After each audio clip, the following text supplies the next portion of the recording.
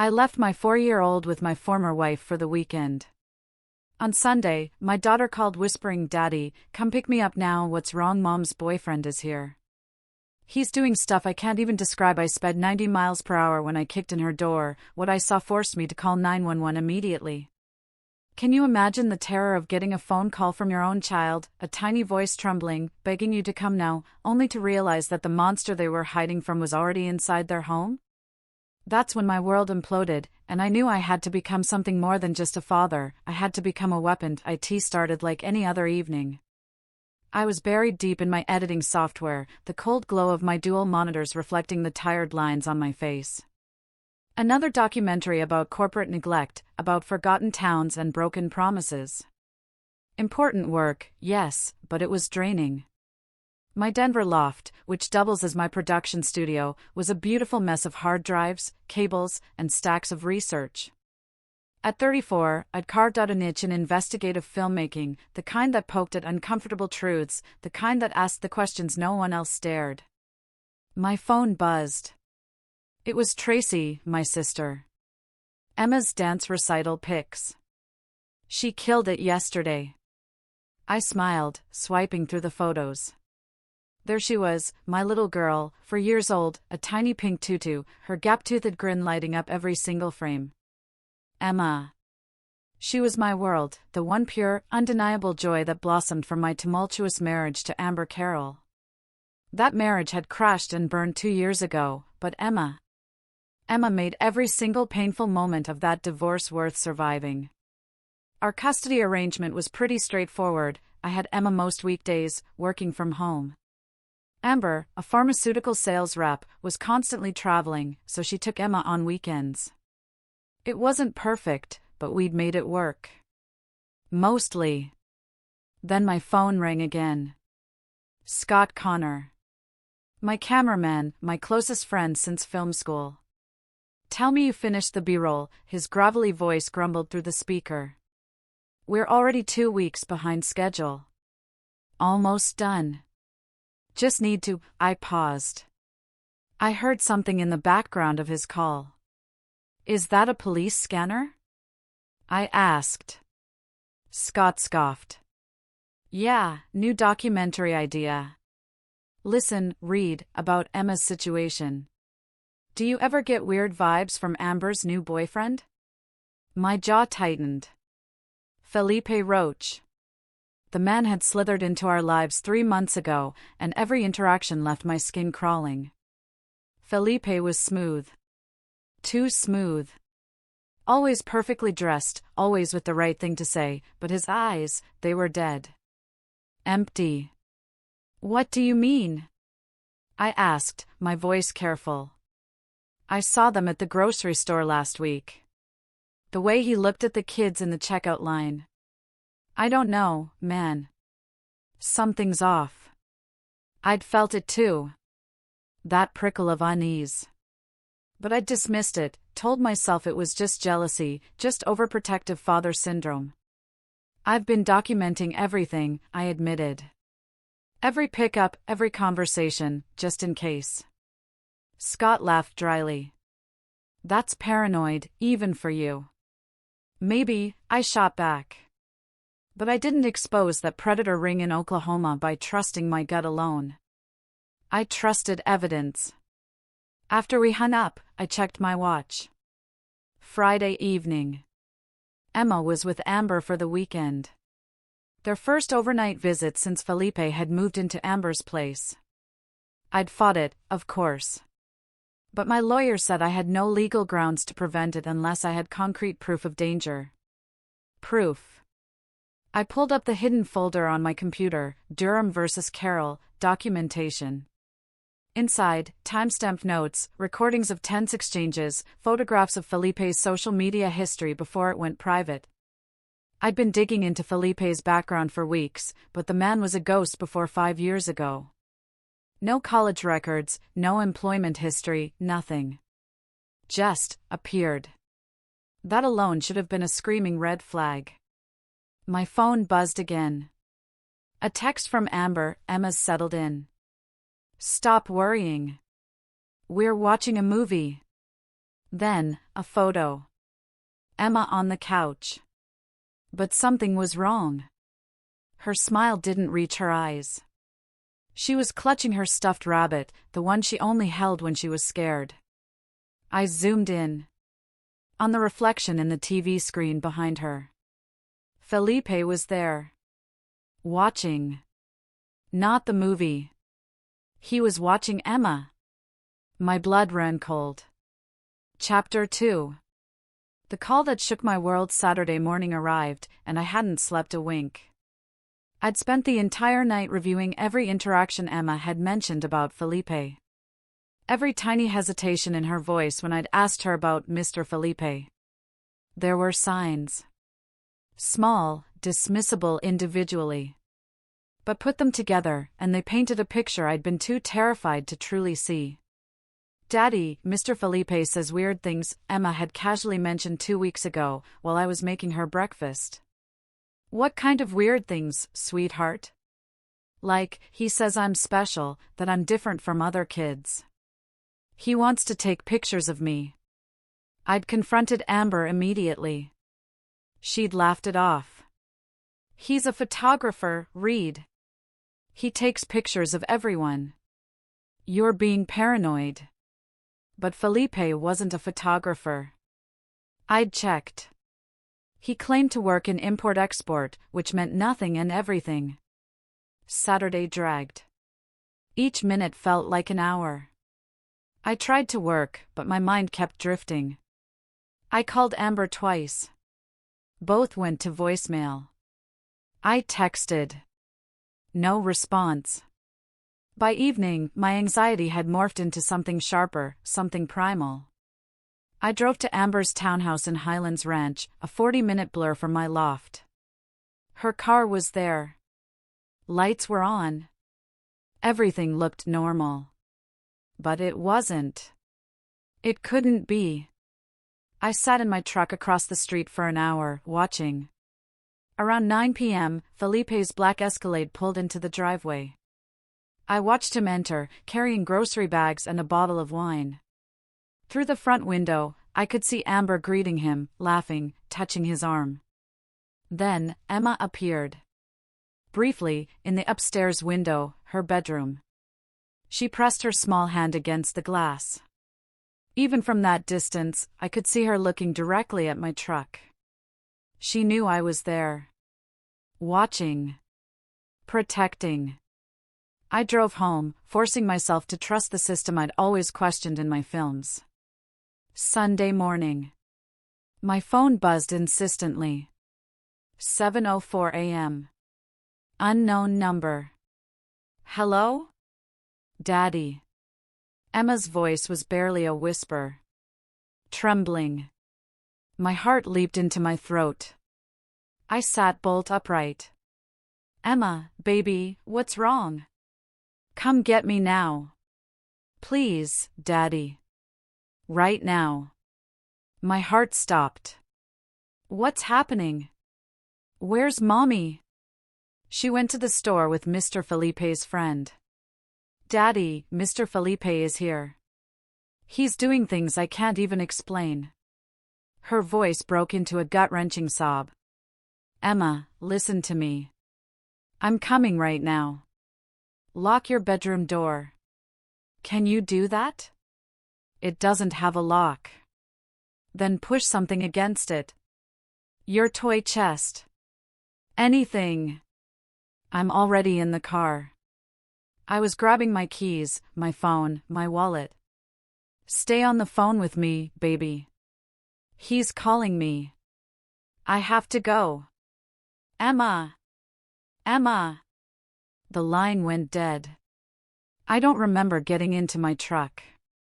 I don't remember pulling out of the parking garage. I only remember my foot slamming the accelerator, my truck hitting 90 miles per hour on E470, weaving through traffic like a man possessed. Every second felt like an eternity. Every red light I ran felt justified. My phone was on speaker. Voice command activated. Call 911. 911, what's your emergency? My 4-year-old daughter just called me, terrified. She's alone with a man I don't trust at 8425 Meadow Creek Lane, Highlands Ranch. Her mother left her there. She said he's doing things she can't explain. I'm 10 minutes away. Sir, remain calm. Units are being dispatched. I'm not waiting. I disconnected. Tracy's number. She answered on the first ring. Reed? It's Sunday morning, Emma called me. Something's happening. I'm almost there. I need you to call my lawyer now and call Scott. Tell him to meet me at Amber's with his camera. Everything needs to be documented. Oh my God, Reed, what? Just do it. I took the exit at 70, tires screaming. 3 more miles. 2. 1. Reed Durham wasn't just a father racing to save his daughter. I was an investigator who'd spent a decade learning how predators operated, how they hid, how they manipulated systems designed to protect children. I'd interviewed survivors, exposed networks, destroyed carefully constructed lies.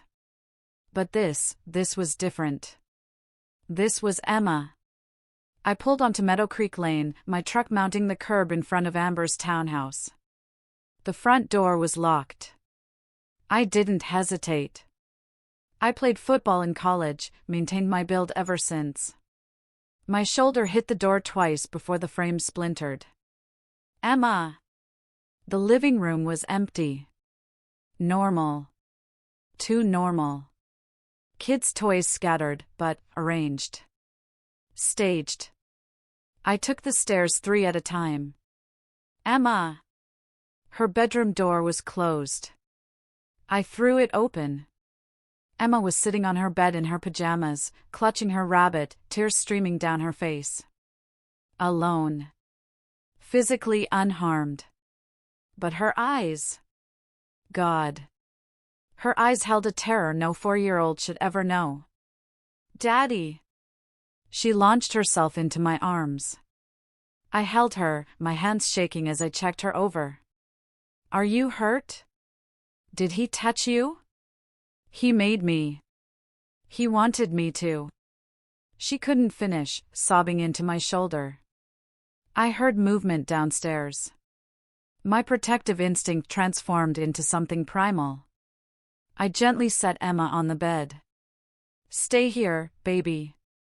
Daddy, don't. But I was already moving. I descended the stairs to find Felipe Roach in the kitchen, calmly pouring coffee, still in a bathrobe. The man looked up with that same empty smile. Amber didn't mention you were stopping by. My fist clenched. Every documentary I'd made about justice, about doing things the right way, about exposing truth through evidence. It all evaporated in the face of this man's audacity. What did you do to my daughter? I don't know what you're talking about. Emma and I were just hanging out while Amber ran errands. Felipe's voice was casual. Practiced. Kids have active imaginations. She probably had a nightmare. You know how kids are. I stepped forward. And Felipe's mask slipped for just a second, revealing something cold and calculating underneath. This wasn't panic. Felipe was assessing, planning his next move. You should leave before Amber gets back, Felipe said. This is her weekend. The sound of sirens cut through the air. Felipe's expression hardened. You called the cops? For what? I'm telling you, nothing happened. 2 police cars pulled up outside. Officers Davis Miller and Nina Avery entered through the broken door, hands on their weapons. Hands where we can see them, Miller commanded. I raised my hands. My daughter's upstairs. She called me scared. This man, I pointed at Felipe, was alone with her. Officer Avery went upstairs while Miller kept us separated. I could hear Emma's sobs, Avery's gentle voice coaxing information. Felipe remained calm, almost amused. This is a misunderstanding, officer. I'm the boyfriend of the child's mother. We were simply, save it. Miller interrupted, his expression dark. He'd been a cop for 15 years. He knew predator behavior when he saw it. Avery came down the stairs, her face pale, but professional. She whispered something to Miller and his jaw clenched. Mr. Roach, we're going to need you to come down to the station for questioning. On what grounds? On the grounds that a 4-year-old just gave a very specific statement about inappropriate behavior. You have the right to remain silent. As Miller cuffed Felipe, the man's eyes locked onto mine. No fear, no shame, just cold calculation and something else. A promise. This wasn't over. Amber's car screeched into the driveway. She jumped out, another man, lanky, nervous-looking, trailing behind her. What the hell is going on? Amber screamed. I turned to face my ex-wife, holding Emma protectively. Your boyfriend was alone with Emma. She called me terrified. What were you thinking, leaving her alone with him? I was gone for 20 minutes. Felipe's harmless. Harmless? My voice was ice. Our daughter is traumatized, Amber. Whatever you think you know about this man, you're wrong. Officer Avery intervened. Ma'am, we'll need to speak with you as well. Your daughter has made some serious allegations. As they loaded Felipe into the patrol car, he smiled at me through the window. Not a nervous smile. A confident one. That's when I realized Felipe thought he'd get away with this. He'd done this before. The fake identity, the careful grooming, the manipulation. This was a pattern, and I knew, deep down, that the justice system alone might not be enough to stop him. Chapter 3. Cracks in the system. The children's hospital interview room smelled like industrial cleaner and fear. I sat behind one-way glass, watching Emma talk to the forensic interviewer, a kind-faced woman named Dr. Sarah Chun, who specialized in child trauma. Scott had arrived within an hour of my call, his camera discreetly documenting everything from the hallway. We couldn't film Emma directly, but we could document the process, the timeline, the response. Tracy sat beside me, her hand gripping my arm. She's so brave, my sister whispered, tears in her eyes. On the monitor, Emma clutched her rabbit and spoke in a small voice about the game. Mr. Felipe played the touching game, the secret game, the camera game. My stomach twisted. Camera game. Dr. Chen emerged 20 minutes later, her expression carefully neutral, but her eyes blazed with a quiet fury. We have enough for charges. The DA will file by tomorrow. Will it stick? I asked, my voice raw. She's 4. Defense attorneys will tear her apart on the stand. She's incredibly articulate for her age, and her account was consistent, detailed. But... Dr. Chen hesitated. You should know Felipe Roach lawyered up immediately. And not with a public defender. He hired the Keller Group. Scott whistled low. The guys who defend Fortune 500 executives? The same. Someone's bankrolling him, I said, a chilling realization dawning. Which means this isn't some random predator. This is organized. My investigative instincts kicked in, overriding the primal fear. What did you find in his background check? That's the thing, Detective Miller said, entering the room. Felipe Roach didn't exist before 2020. The name's an alias. His fingerprints aren't in the system, but his photo got a hit on facial recognition. Possible match to a person of interest in a Nevada case from 2018. Different name, different city. What case? Miller's expression darkened. Child exploitation. Never went to trial. The witnesses disappeared. My blood ran cold. This wasn't just about Emma. Felipe was part of something bigger. Something that knew how to make problems disappear. I want copies of everything, I demanded. Every report, every statement.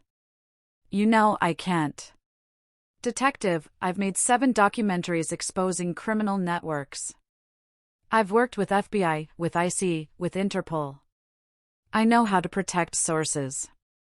And I know how to build cases that go beyond reasonable doubt. If Felipe walks because the system fails my daughter, I'll make sure the whole world knows how it happened. Miller studied me. You're talking about making this public. I'm talking about making sure Emma gets justice. Whatever that takes. Later that night, I sat in my loft with Scott and Tracy and a bottle of whiskey. None of us were drinking. Emma slept in my bedroom, finally calm after hours of tears. Amber's lawyer called, Tracy said quietly. She wants an emergency custody hearing. Claims you broke into her house and kidnapped Emma. I saved Emma from a predator. I know that, but she's spinning it differently. Says you're unstable. That you've always been jealous of Felipe. That you orchestrated this whole thing. My laugh was bitter. Of course she is. She can't admit she brought a monster into our daughter's life. Scott pulled up his laptop. While you were at the hospital, I did some digging. Felipe's Escalade is registered to an LLC called Meridian Holdings. That LLC is owned by another LLC, which is owned by shell companies. Standard money laundering structure, I finished, my mind racing. What's the root company? That's where it gets interesting. It traces back to a pharmaceutical company. Scott paused, looking at me. Want to guess who works in pharmaceutical sales? My blood turned to ice. Amber. Not just Amber, Tracy added. The company she works for, Prometheus Pharmaceuticals, has been under federal investigation for off-label marketing and insurance fraud. What if Felipe wasn't dating Amber by accident? I murmured. What if he targeted her? For what purpose? Tracy leaned forward. Read. Think about it. You've been investigating corporate fraud for years. You've made powerful people very uncomfortable. What if this is retaliation? You think someone sent Felipe to hurt Amber to get to me? I think we don't know enough, Scott said, always the pragmatist. But there are too many coincidences. Fake identity. Mob-level lawyers. Connections to a company under federal investigation. And he just happens to date your ex-wife. I stood, pacing. My mind was a whirlwind of possibilities, patterns, connections. This was what I did. I found the truth in chaos. But this time, the truth was terrifyingly personal. Tomorrow morning, I need you to pull all footage from surveillance cameras within a 2-block radius of Amber's place, I told Scott. I want to know everyone who came and went this weekend. I want plates, faces, timestamps. Already on it. Tracy, I need you to call my lawyer. If Amber wants a custody fight, she'll get one. But I'm filing for emergency sole custody first. Already drafted the motion, she confirmed. I looked at my team, my sister, my best friend. People who'd stood by me through every difficult investigation, every threat, every moment when exposing the truth seemed impossible. This is different, I said quietly. This isn't about a story or a documentary. If we go after Felipe, really go after him, we're going to uncover things that powerful people want buried. They'll come after us. They already did, Scott said simply, his gaze firm. They came after Emma. That was all I needed to hear.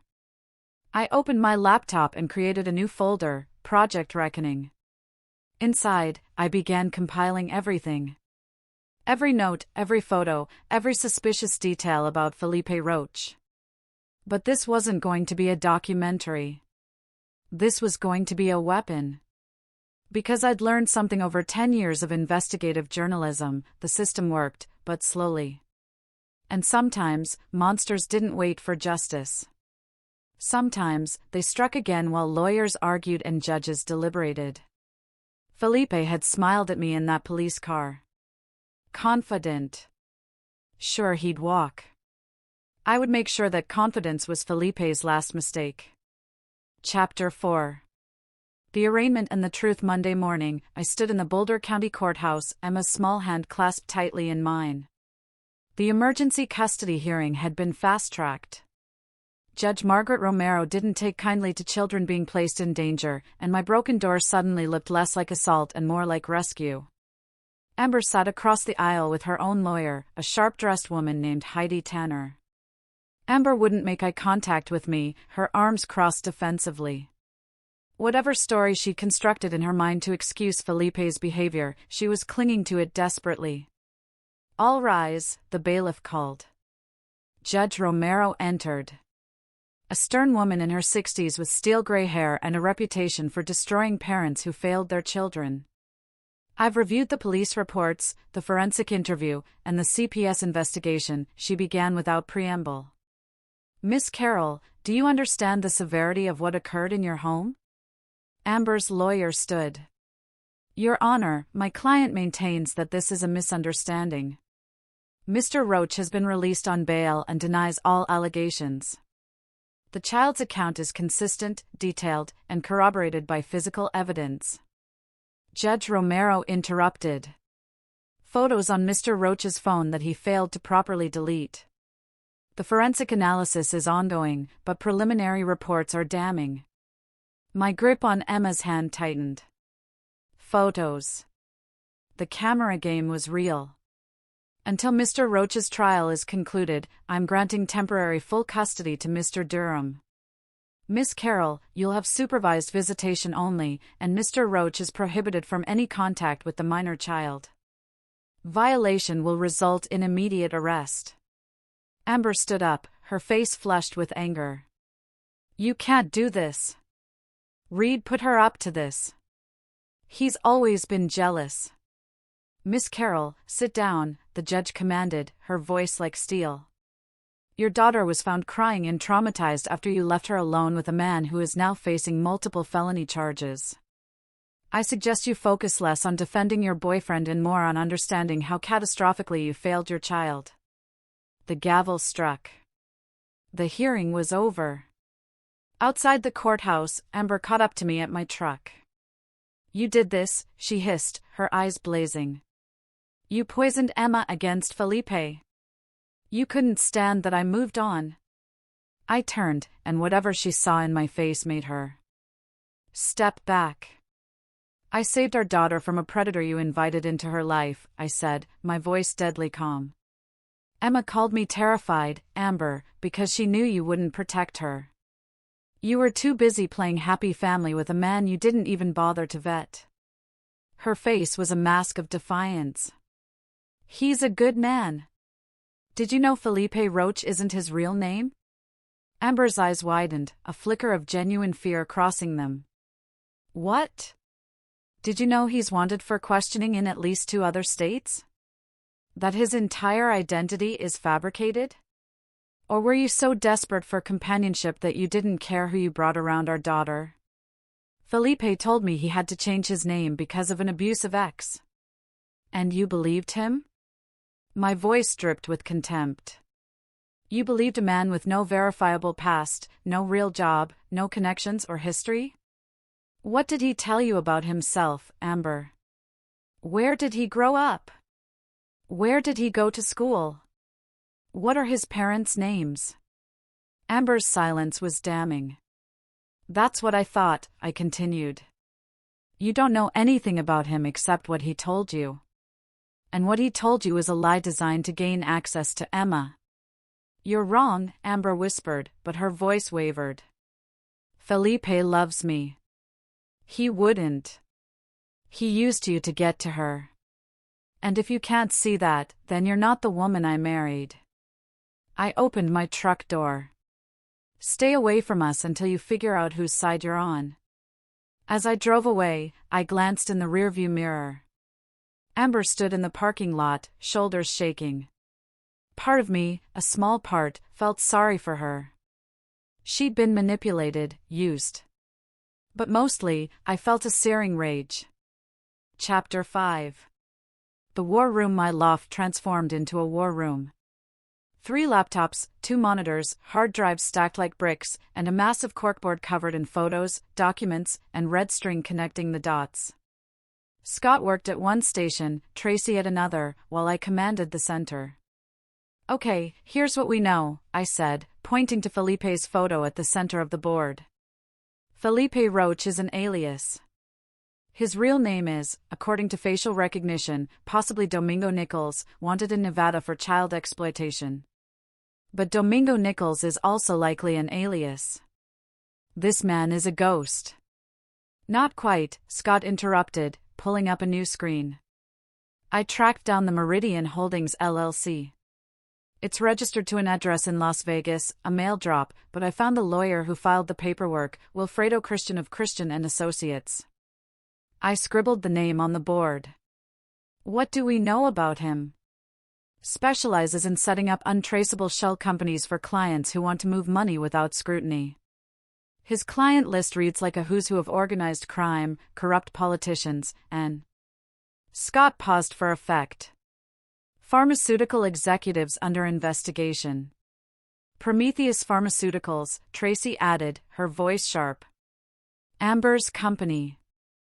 I pulled their SEC filings. Last year, they paid out $17 million in federal fines for fraudulent marketing practices. 3 executives are currently under indictment. Guess who their defense attorney is? The Keller Group, I finished. The same firm defending Felipe. The connections were forming, a terrifying web. I stepped back, studying the board. This isn't random, I said slowly. Someone at Prometheus knew I was investigating them. They knew my connection to Amber. They sent Felipe to what? Tracy asked. Intimidate you. To destroy me, I corrected. Think about it. If Felipe had succeeded in abusing her more extensively, I'd be destroyed as a father and as an investigator. My credibility would be shot. I'd be too broken to finish whatever documentary I'm working on. And if Emma's trauma got blamed on the divorce, on me. Scott's face paled. Jesus, you think Prometheus sent him specifically to hurt Emma? I think Felipe is a contractor, I said, the words tasting like ash. A professional. He's done this before. Create a false identity, target a family, exploit children, disappear when things get hot. But someone pays him. Someone powerful enough to provide fake documents, expensive lawyers, and an exit strategy. So, we need to find who hired him, Tracy said. And we need to do it before his trial, I added. Because with the Keller Group defending him, he might walk. They'll attack Emma's credibility, claim false memories, argue that I coached her. And if he walks... I didn't finish the sentence. We all knew. If Felipe walked, he'd disappear, and he'd do this to another child in another city with another name. I pulled up my encrypted communication channel, a secure network I built for my investigative work. I typed a message to one of my oldest sources, a federal investigator named Benny Cross, who specialized in organized crime. Need intel on a cleaner named Felipe Roach/Domingo Nichols. Possibly connected to Prometheus Pharmaceuticals. How deep does this go? The response came within minutes, meet me. Usual place. 1 hour. Come alone. I grabbed my jacket. I'm meeting a source. Keep digging into Prometheus's executive structure. I want to know every name, every connection. Read. Tracy stood. If this is as organized as you think, these people are dangerous. They've already gone after Emma. What's to stop them from nothing? I interrupted, my voice flat. Which is why we move fast and we stay ahead of them. I met Benny Cross in a parking garage downtown, the kind of location that screamed paranoid informant, but was actually just practical, no cameras, no witnesses. Benny was in his late 50s, weathered and cynical from decades of chasing criminals who were always 2 steps ahead. He lit a cigarette despite the no-smoking signs. Felipe Roche, he said without preamble. Also known as Domingo Nichols. Also known as Fidel Lane. Also known as God knows how many other names. You stumbled onto something nasty, Reed. Tell me he's part of a network. Not the kind you're thinking. Not a pedophile ring in the traditional sense. More like independent contractors who specialize in leverage. They target people in specific ways, gather compromising material, then use it for blackmail or manipulation. My blood chilled. Someone hired him to target Emma to get leverage over me. That's my read. Prometheus Pharmaceuticals has been desperate to shut down any investigation into their practices. 3 of their executives are facing federal charges, and they know more whistleblowers are coming. You've built a reputation for exposing corporate fraud. If you were working on something related to them. I wasn't, I insisted. My current project is about factory closures in the Midwest. Benny studied me. You sure? No preliminary research, no interviews, nothing that might have pinged their radar? I thought back. 3 months ago. Right around when Felipe entered their lives. I'd interviewed a former Prometheus sales rep for background on pharmaceutical industry practices. I'd never followed up, moved on to other projects, but the interview was recorded, stored in my cloud drives. Son of a bitch, I muttered. They were watching me. They watch everyone who might be a threat. Felipe was insurance. If you did start digging, they'd have leverage. They could threaten to release whatever he collected, destroy your credibility, ruin your life. Except he got caught, I said. Which means they're scrambling. And a cornered pharmaceutical company with billions at stake. Benny flicked his cigarette. That's when people start disappearing. Evidence gets lost. Witnesses change their stories. So, what do I do? Benny smiled grimly. You do what you do best. You gather evidence. You build a case so airtight that even the Keller Group can't crack it. But you do it quietly. And you do it fast. And if the trial goes south, then you make sure Felipe disappears before he can hurt anyone else. Benny's expression was cold, hard. I'm not saying that officially, you understand. But men like him don't stop. Ever. The system might fail. And when it does, sometimes justice has to be more creative. I understood. Benny had spent his career watching monsters slip through loopholes, hide behind lawyers, escape on technicalities. He was giving me permission, unofficial, deniable permission, to do whatever was necessary. One more thing, Benny said. Prometheus's CEO is Johnson LeBlanc. Former military intelligence, connected to some very dark operations in the Middle East. He doesn't lose. Ever. If you go after Felipe, you're really going after LeBlanc. Are you prepared for that? I thought of Emma's terrified voice on the phone. Her tears. Her trauma. Yes, I said simply. Good. Because LeBlanc's already preparing his countermove. Your ex-wife? She's been meeting with Prometheus lawyers. They're going to paint you as an obsessed, vindictive ex-husband who fabricated this entire thing. They'll use Emma's young age against her. Argue that you coached her testimony. And they've got the resources to make it stick. Let them try. Benny crushed his cigarette under his boot. One last thing. The Nevada case, the one where Felipe's fingerprints matched, the little girl who accused him, she retracted her statement 3 days before trial. Her family moved to Mexico and hasn't been heard from since. My fists clenched. They got to them. They always do. So, if you're going to make a move, make it count. Because you won't get a second chance. As I drove back to my loft, my phone rang. Detective Miller. Reed, we've got a problem. Felipe's lawyers filed a motion to suppress Emma's forensic interview. They're claiming you coached her, that the interview was conducted improperly, and that there's no physical evidence beyond the photos, which they say were planted. Planted? How would I? They don't need proof, just reasonable doubt. And they're good at creating it. The hearing is tomorrow. If the judge suppresses the interview, we're down to just Emma's testimony. At 4 years old, I understood. Emma would be ripped apart on cross-examination. The case would collapse. I disconnected. And I made a decision.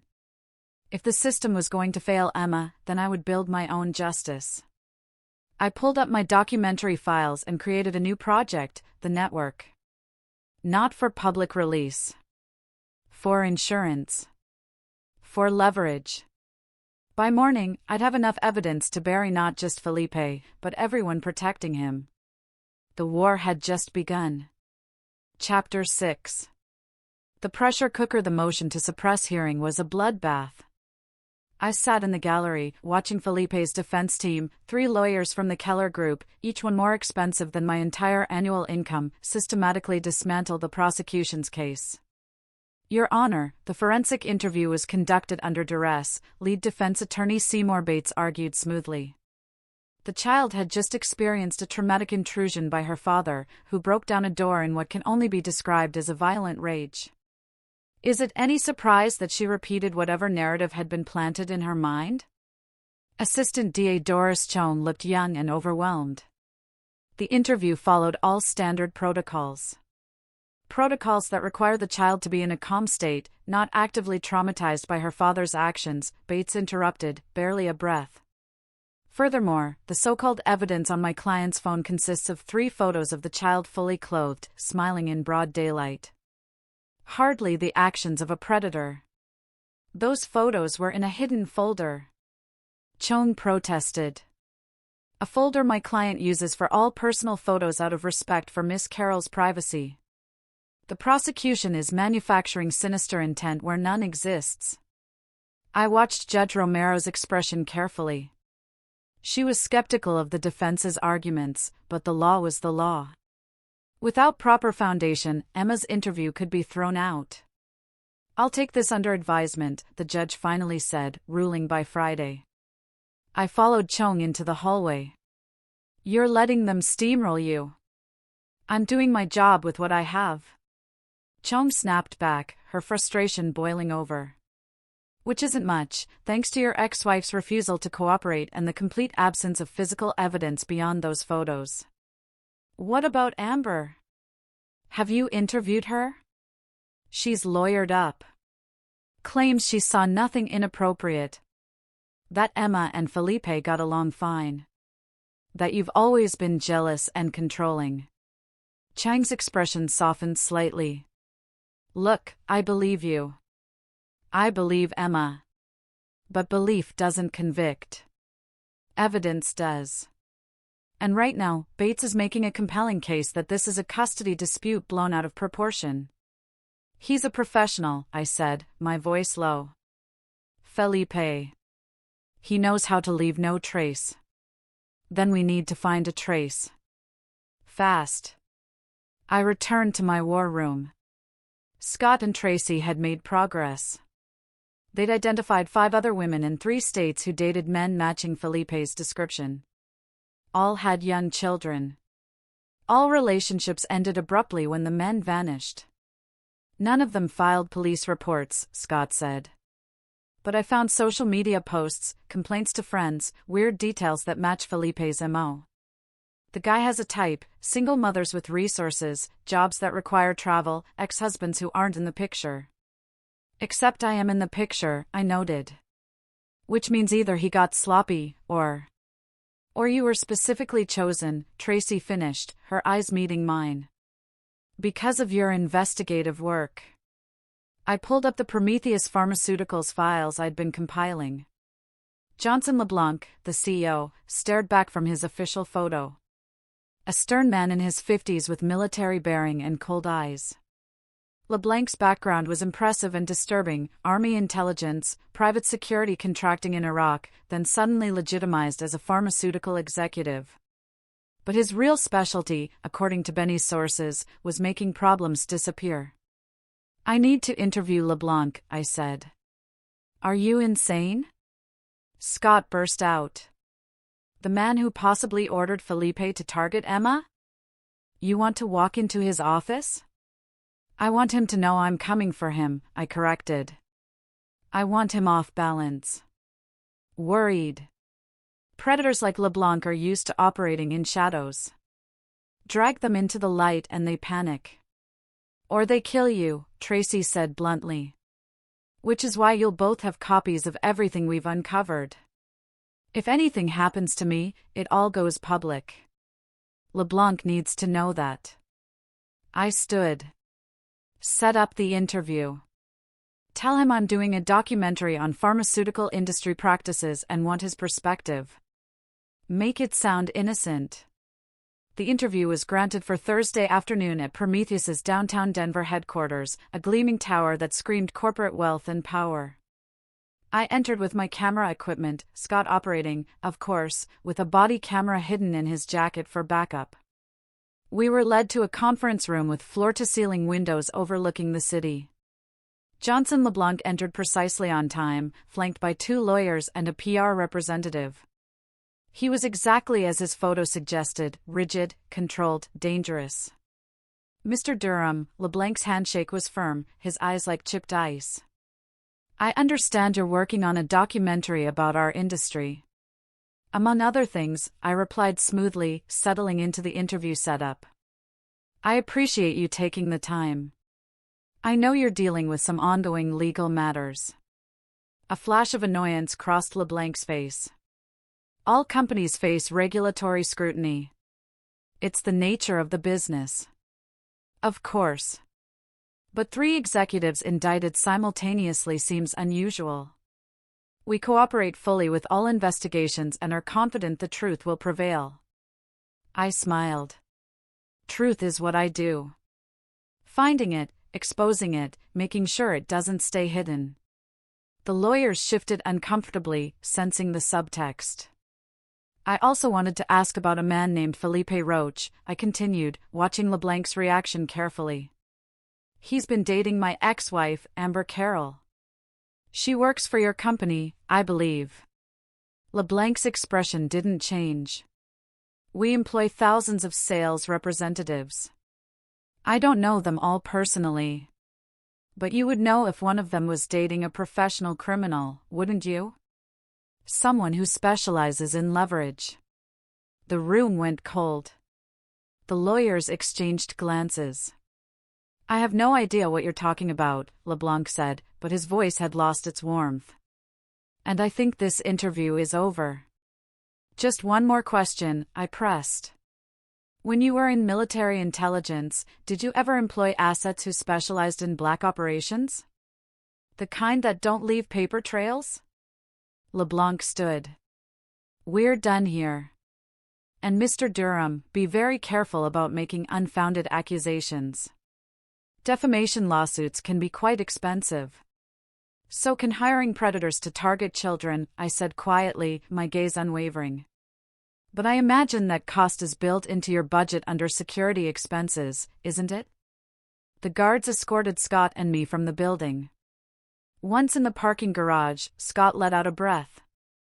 "Holy hell, Reed. You just accused a billionaire CEO of conspiracy to commit child abuse." I needed him to know I'm not backing down. That I know what he did. "And now he knows you're a threat.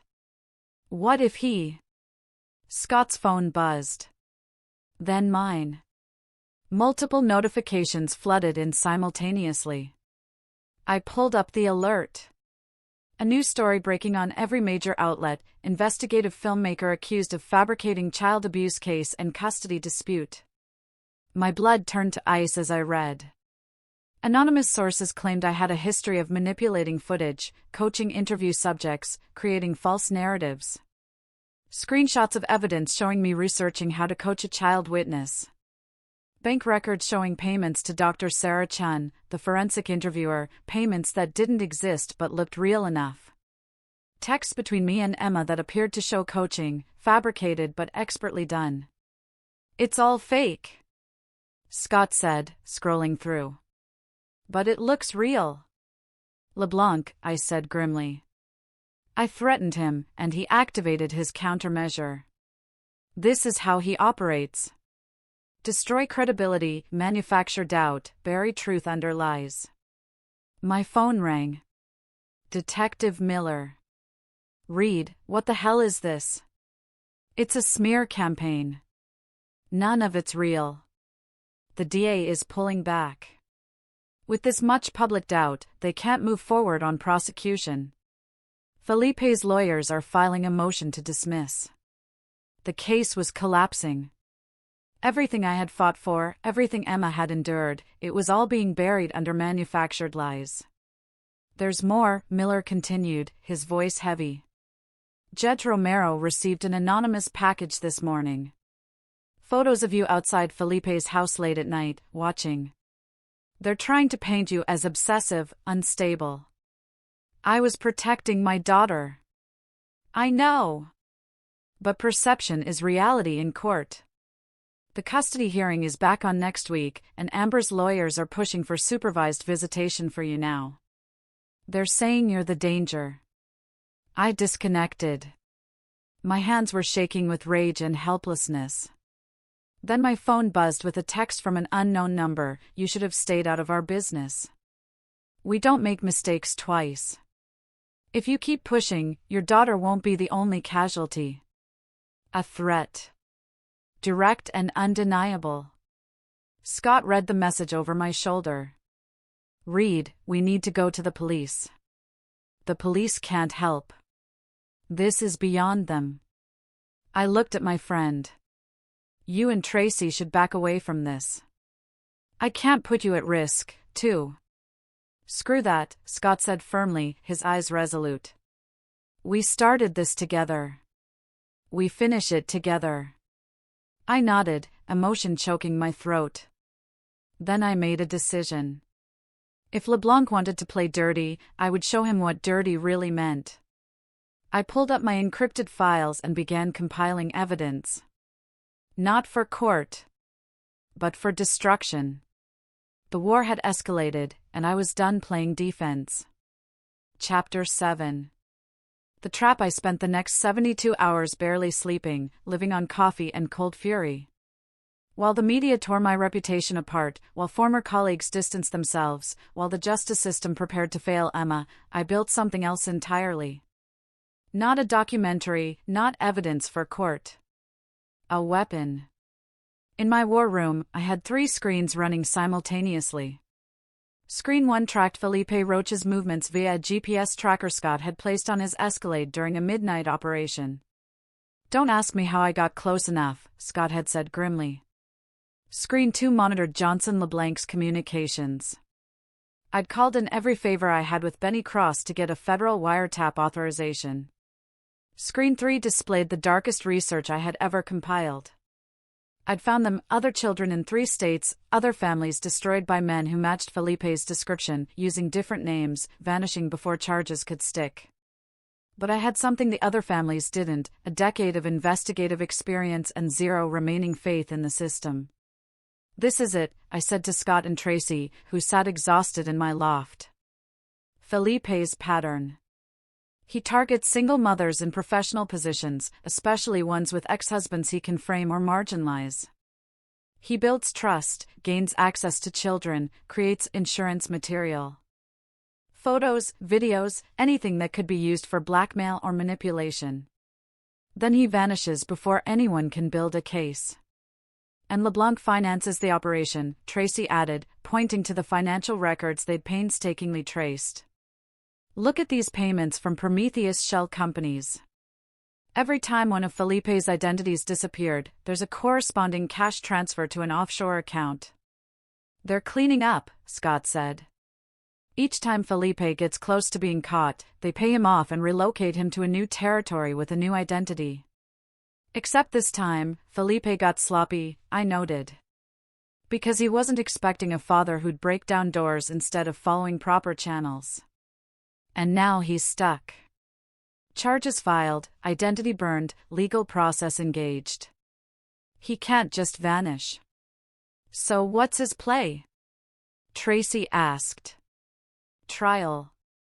Beat the charges using the Keller Group's reputation and manufactured doubt, then disappear afterward into whatever new identity LeBlanc provides. I pulled up a new document. My masterpiece. A comprehensive dossier connecting Felipe to LeBlanc, to Prometheus, to a network of similar operations across the country. But more importantly, a detailed plan for making sure none of them walked away. The trial starts Monday, I said. Judge Romero denied the motion to suppress Emma's testimony, but with all the media attention and doubt, the jury's going to be compromised. We need to assume Felipe walks. So, what do we do? Scott asked. I smiled. But there was no warmth in it. We make sure walking free is the last thing he wants to do. I outlined my plan. It was illegal. It was dangerous. It would destroy any remaining credibility I had if it went wrong. But it was also perfectly calibrated to exploit Felipe and LeBlanc's own methods against them. You want to blackmail them? Tracy said slowly. Using the same tactics they used? I want to make them choose between justice and survival, I corrected. If the legal system won't protect Emma, then I'll create a situation where they protect themselves by confessing. That's insane, Scott said, but he was smiling. I'm in. Tracy looked between us, her brow furrowed. You know, this could go horribly wrong. It already has, I said quietly, the weight of everything pressing down on me. Emma's traumatized. My reputation is destroyed. The justice system is preparing to let a predator walk free. How much worse can it get? You could end up in prison. Then I'll be in prison knowing I protected my daughter and stopped a monster from hurting anyone else. That's a trade I'll make. The plan kicked off Friday night. Scott planted hidden cameras throughout the Prometheus building, including in LeBlanc's office. Security was tight, but Scott had spent months shadowing corporate espionage experts for a documentary. He knew every trick. I leaked fake documents to LeBlanc's team, suggesting that a federal whistleblower had emerged from within Prometheus, ready to testify about the network of contractors like Felipe. The documents were expertly crafted, mixing real information with just enough fabrication to seem credible. Then, we waited. Saturday morning, the trap sprung. LeBlanc called an emergency meeting with his lawyers and, crucially, with Felipe. I watched via the hidden camera feed as the three men argued in LeBlanc's office. I don't care what it costs. LeBlanc snarled, his composure cracking. This whistleblower can't testify. Find out who it is and make it go away. We can't, one of the lawyers said, his voice strained. The feds have them in protective custody. Then we need insurance, Felipe interjected, his voice cold, professional. There are other families. Other leverage points. If Durham keeps pushing, we apply pressure where it hurts. You mean threaten his daughter again? LeBlanc asked, a chilling casualness in his tone. Not threaten. Follow through. One child goes missing in a custody dispute. It barely makes page 3. Tragic accident. Father under investigation for fabricating abuse claims. Mother devastated. The story writes itself. My blood boiled listening to them casually discuss murdering Emma, but I kept recording. Every word. Every admission. That's extreme, LeBlanc said, but he didn't sound opposed, just cautious. This is what you pay me for, Felipe replied. To handle problems permanently. Durham's a problem. His daughter is leverage. We use leverage. And the trial? I'll walk. The jury's already contaminated with doubt. Worst case, hung jury. And we try again. But Durham needs to understand that continuing his investigation will cost him everything. There it was. Confession. Conspiracy. Intent. All recorded. All admissible. Well, admissible enough if I could find the right prosecutor. But I wasn't done. Phase 2 of the trap required something more personal. Sunday evening, I arranged a meeting with Felipe. I used Amber as the intermediary, convincing her through a carefully worded text that I wanted to clear the air before trial, discuss Emma's well-being, maybe find a peaceful resolution. Amber, still half believing in Felipe's innocence and desperate to avoid the publicity of a trial, set it up. The meeting was at a neutral location, a parking lot near the Prometheus building. Felipe arrived alone, confident, smiling that empty smile. "Reed. I'm surprised you wanted to meet." "I want this over," I said, my voice steady despite the tremor in my hands. "Emma doesn't need to go through a trial. Maybe we can come to an understanding." "An understanding?" Felipe's eyes glittered with predatory amusement. "What kind of understanding?" "You walk away. Leave town. Leave Amber. Leave us alone. I won't pursue the charges." Felipe laughed, a cold, humorless sound. "You don't have the authority to drop charges. The state does.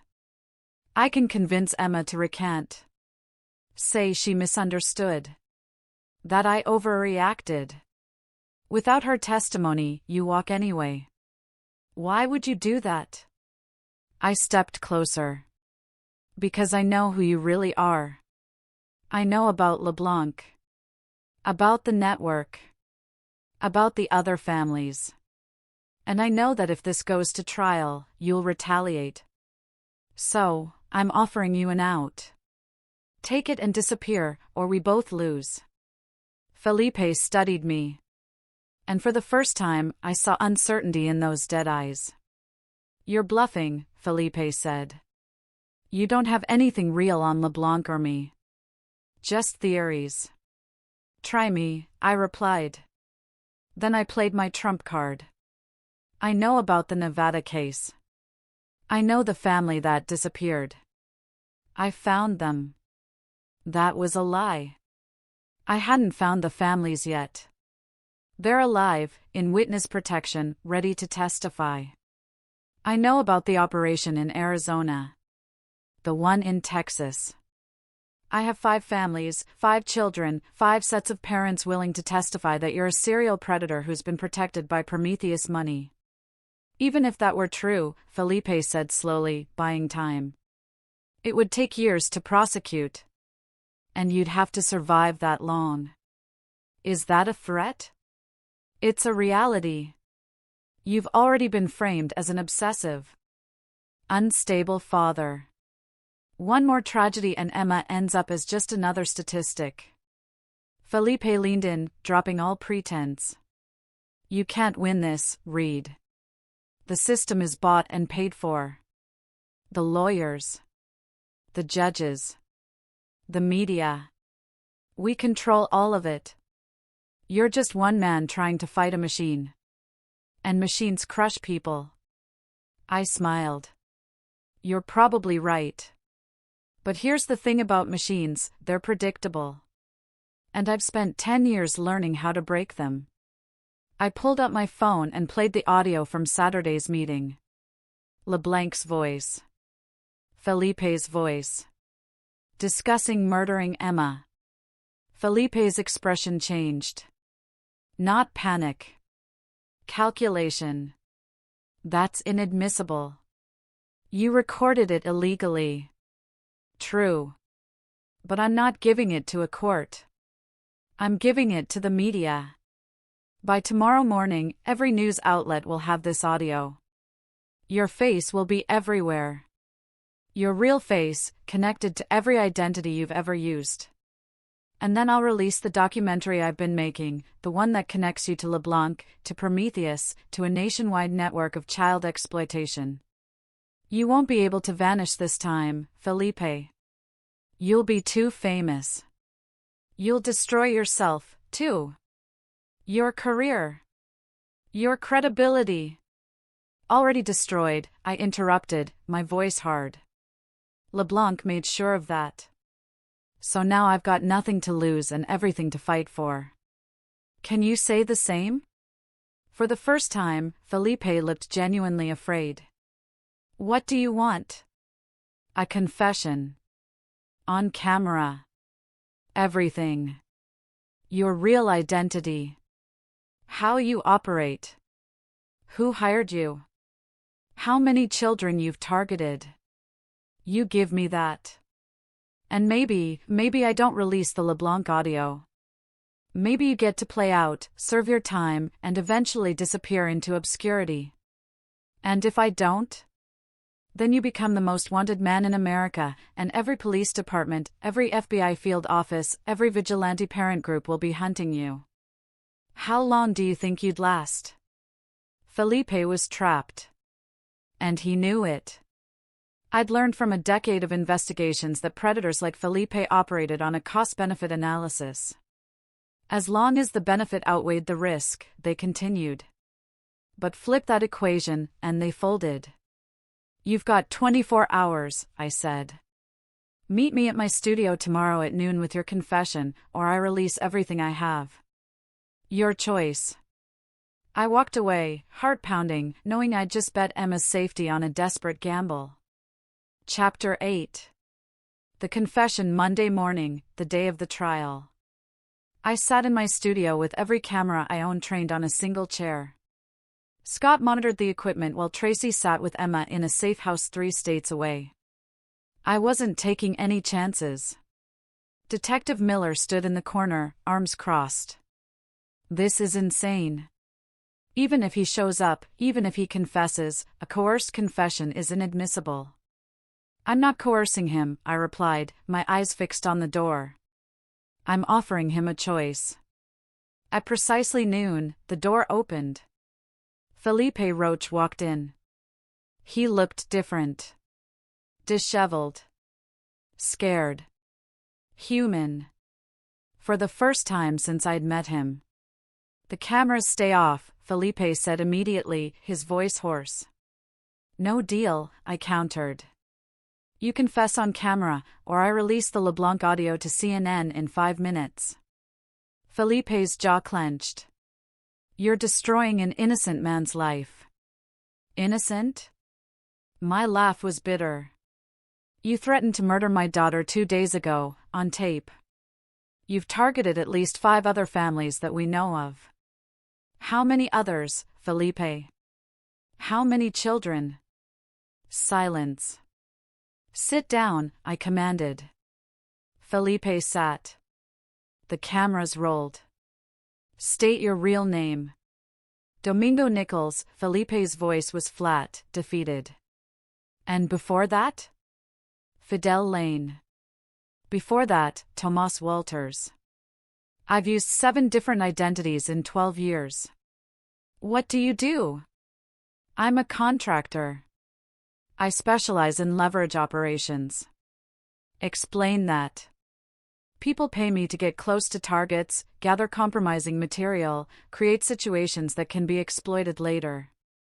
Usually, it's corporate espionage or political opposition research. Sometimes, it's other things. Like children. Felipe's eyes flickered away. Like children? How many have you targeted? I don't keep count. I leaned forward, my voice barely a whisper. Guess. Maybe 20. Maybe more. I don't know. The number hit me like a physical blow. 20 children. 20 families destroyed by this monster. And Johnson LeBlanc hired you to target my daughter? Indirectly. His people reached out. Said you were digging into Prometheus, that you needed to be neutralized. The original plan was just to gather blackmail material, photos, videos, whatever I could use to make you back off. But then... Felipe trailed off. But then what? But then I realized your daughter was perfect. Young enough to be vulnerable. Old enough to be traumatized effectively. And you're the type of father who'd break himself trying to save her. It was a perfect leverage situation. You planned to abuse my daughter as leverage? That's what I was paid to do. Detective Miller made a noise of disgust. I held up a hand, keeping my voice steady despite the rage boiling inside me. And the other families? The ones in Nevada, Arizona, Texas? Similar operations. Different clients. Politicians, corporate executives, wealthy individuals who needed problems to go away. Children make excellent leverage. Parents will do anything to protect them. Once you have material, you can control entire families. Did you hurt those children? Felipe's pause was damning. I did what was necessary for the operation. Did you hurt them? My voice rose, cracking with emotion. Yes. Barely a whisper. Yes, I hurt them. The confession lasted 90 minutes. By the end, I had a complete picture of a nationwide network of exploitation, funded by corporate money, protected by expensive lawyers, enabled by law enforcement failures. Felipe wasn't just a predator. He was a mercenary predator, selling his services to the highest bidder. When it was over, Detective Miller arrested Felipe immediately. We'll add conspiracy, racketeering, interstate crimes. He's never seeing freedom again. What about LeBlanc? I asked, exhausted. The audio you recorded won't hold up in court, but it'll be enough to get federal investigators involved. Combined with Felipe's testimony, we can build a RICO case against Prometheus. Miller paused. With this confession, the custody case is over. You'll have full custody. And Amber? Miller hesitated. She's been cooperating. She had no idea what Felipe really was. She's devastated. I felt a flash of sympathy for my ex-wife, but only a flash. She brought Felipe into Emma's life. Whatever guilt she felt, she'd have to live with that choice. The trial was postponed indefinitely as prosecutors scrambled to incorporate the new evidence. The media, which had been so eager to destroy my reputation, now pivoted to the bigger story: corporate conspiracy, child exploitation, a network of predators protected by wealth. My documentary, which I'd planned as insurance, became a bombshell exposé. I released it. Not through traditional channels, but directly online, free for everyone to watch. Within 24 hours, it had 30 million views. Within a week, it sparked federal investigations into 7 corporations beyond Prometheus. Chapter 9. The aftermath. 3 months later, I stood in the same courthouse where my nightmare had begun, but this time for a very different hearing. Judge Romero presided over the sentencing. Felipe Roach, Domingo Nichols, Fidel Lane, whatever name he chose, sat shackled at the defense table. His expensive lawyers were gone. The Keller Group had dropped him the moment his confession went public. Mr. Nichols, Judge Romero began, her voice sharp as a blade. I have presided over family court for 23 years. I have seen some of the worst human behavior imaginable. But what you did, systematically targeting children as tools for corporate warfare, is perhaps the most calculated evil I have encountered. Felipe said nothing, his empty eyes staring blankly ahead. You will serve 15 consecutive life sentences, with no possibility of parole. You will be placed in a facility where you will have ample time to contemplate the lives you destroyed. May God have more mercy on you than you showed those children. The gavel fell. Felipe was led away, finally stripped of all pretense and power. But I didn't feel heroic. I felt tired. Outside, the press swarmed me. Mr. Durham, how does it feel to get justice for Emma? Do you think Johnson LeBlanc will face charges? What's next for you? I held up a hand. I'm not a hero. I'm just a father who did what any parent would do. The real heroes are the investigators who built the federal case, the prosecutors who saw it through, and most importantly, the survivors, including my daughter, who had the courage to speak their truth. I delivered a statement, working with Benny Cross and the FBI to ensure it didn't compromise ongoing investigations. Johnson LeBlanc has been arrested on multiple counts of conspiracy and racketeering, I continued. Prometheus Pharmaceuticals is under federal investigation, and several executives have already pled guilty. The network Felipe was part of is being dismantled piece by piece. We've identified 14 other victims across 6 states, and we're working to connect them with resources and support. What about your daughter? How is Emma? My expression softened. Emma is in therapy. She's healing. It'll take time, but she's strong. Stronger than I ever imagined. And she's safe now. That's what matters most. Will you make more documentaries? Yes, but I'm taking some time off first. Emma and I are going to Disney World. I smiled, a real smile this time. She wants to meet all the princesses, and after everything she's been through, she deserves every magical moment I can give her. The press conference ended. I drove to Tracy's house where Emma was staying while I handled the legal proceedings. My sister met me at the door. She's been asking for you all day, Tracy said, hugging me tightly. You did good, Reed. You saved her. We saved her, I corrected. I couldn't have done this without you and Scott. Emma appeared in the hallway, clutching her stuffed rabbit. When she saw me, her face lit up. Genuine joy, the kind I hadn't seen in months. Daddy! She ran into my arms, and I held her close, breathing in her shampoo-scented hair, feeling her small heartbeat against my chest. Are the bad people gone? She asked quietly, her voice muffled against my shirt. They're gone, baby. All of them. And they can never hurt you again. Promise? Promise. Later that evening, with Emma asleep in my arms on Tracy's couch, I reflected on the last 3 months. Felipe was in prison. LeBlanc was facing multiple life sentences. The Prometheus executives had pled guilty or were awaiting trial. The network was shattered. But the real victory wasn't in the arrests or the justice served.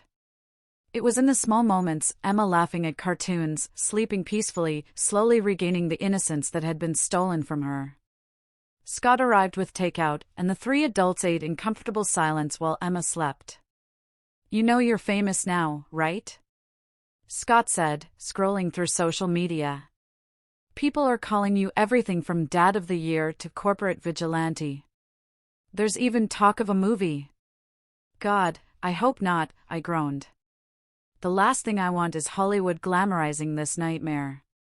At least Amber's doing better, Tracy offered. She called me yesterday. She's in therapy, too, working through everything. She wants to rebuild a relationship with Emma, slowly. I nodded. I'm not standing in her way. Emma needs her mother, the real version, not the one who was so desperate for companionship she missed the danger. If Amber can get there, I'll support it. That's big of you. It's not about me or Amber. It's about what's best for Emma. Your documentary sparked the biggest white-collar crime investigation in decades. Well done, I replied simply. Just wanted to protect my daughter. Everything else was collateral damage. But even as I wrote it, I knew that wasn't entirely true. I'd wanted justice, not just for Emma, but for all the other children, all the other families destroyed by men like Felipe and corporations like Prometheus. I'd wanted accountability in a world that too often let the powerful escape consequences. And for once, I'd gotten it. Epilogue 6 months later, the Disney trip was everything Emma had dreamed of. I watched my daughter dance with princesses, shriek with joy on rides, eat ice cream until she was sick with happiness. She was 5 now, still healing, but stronger every day. On our last night in Florida, we sat on the beach, watching the sunset. Emma built sandcastles while I documented the moment on my phone. Not for any documentary. Just for memory. Daddy? Emma looked up at me with those wise, old eyes that sometimes broke my heart. Are you happy right now? This moment? I'm the happiest I've ever been, sweetheart. Me too. She returned to her castle. I'm glad the bad people are gone. Me too, baby. Me too. My phone rang. Amber. We talked occasionally now, carefully rebuilding a co-parenting relationship. Hey, I answered. Hey, how's Disney? Perfect. Emma says hi. Tell her I love her. And read. Amber's voice caught. Thank you. For everything. For being the father she needed when I failed her. For saving her when I couldn't. For everything. She's our daughter, Amber. We both do what we have to do. We talked for a few more minutes, actual conversation, not the bitter exchanges that had defined our relationship for 2 years. It wasn't friendship. Not yet. Maybe never. But it was healing. After hanging up, I watched Emma play in the sand. The sunset painted everything gold, her hair, the ocean. The castle she was building with such fierce concentration. This was what victory looked like. Not a confession or an arrest or a documentary that exposed truth. Victory was a 5-year-old girl playing without fear, laughing without hesitation, sleeping without nightmares. Reed Durham had spent a decade exposing darkness, documenting evil, fighting systems that failed the vulnerable.